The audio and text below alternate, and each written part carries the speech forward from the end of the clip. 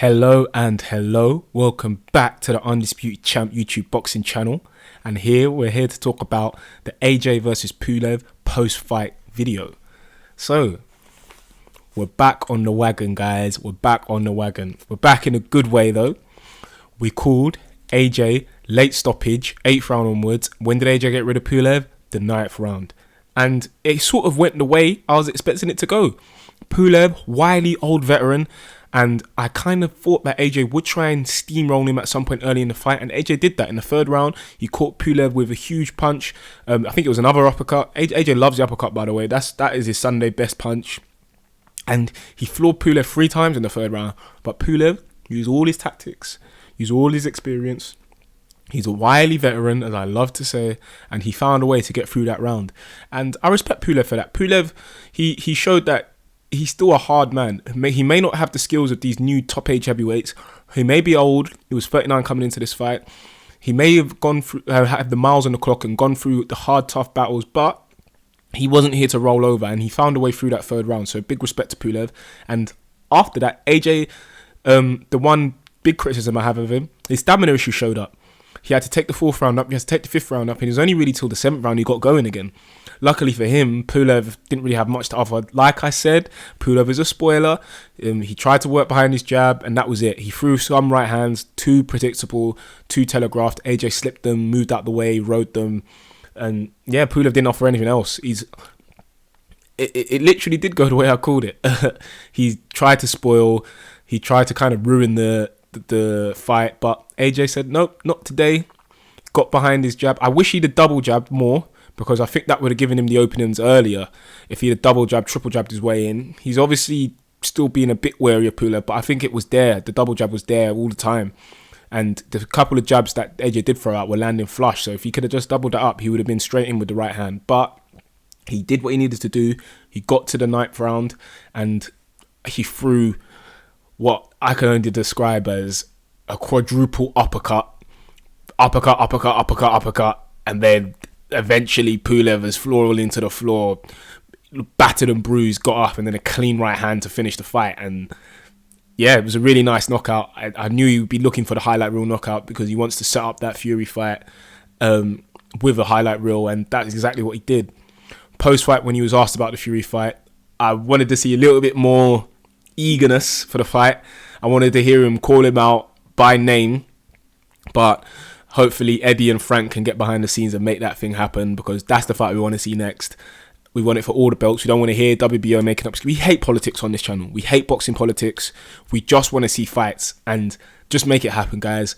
I feel like I'm saying this in every video now. I'm saying it about the welterweight situation. I'm saying it about the heavyweight situation. I just want to see the fights. I don't care what needs to be done to make them happen. I don't care what the splits are. I don't care who the mandatories. I just want to see the fights.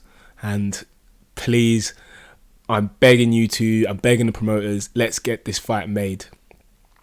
On a side note, outside of the AJ fight, also congratulations AJ, shout out to you for putting on an excellent performance, getting your KO, and there are still things for you to work on, but I know that you can go back to the drawing board and improve. And well done to Pulev for being a tough fighter.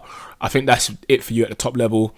Hopefully you'll be exiting the top 10 heavyweight rankings or top 15 heavyweight rankings, and you let these young guns have a spot and have a chance now.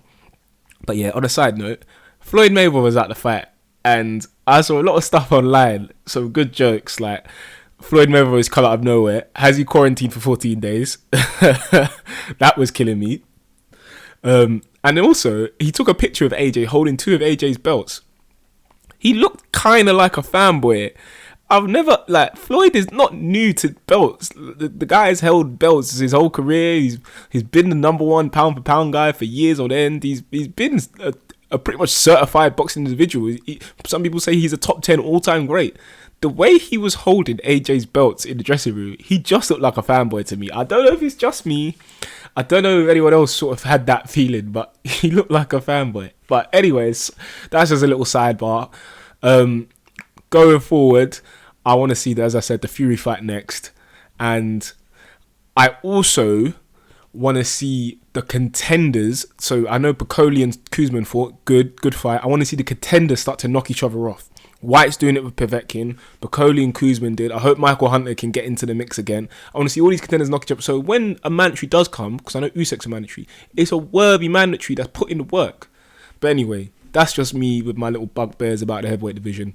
Let's keep this going heavyweights. Let's keep setting the standard, AJ, Fury, and everybody else. And yeah, thanks for watching the video.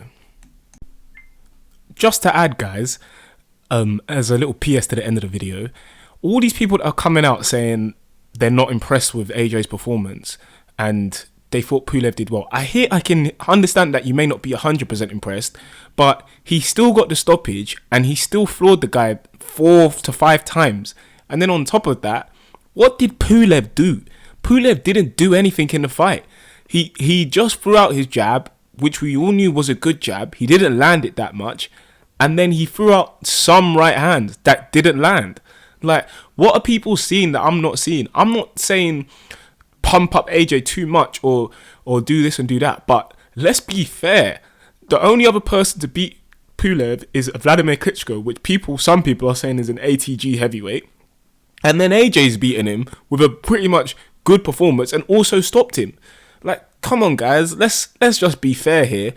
I just had to add this because I then went to go and listen to somebody else's video and I'm like, what's going on? Like, I can understand critiquing the performance, that's cool, but to give AJ no credit is after the win, it's a bit crazy, lad. It's a bit crazy, guys.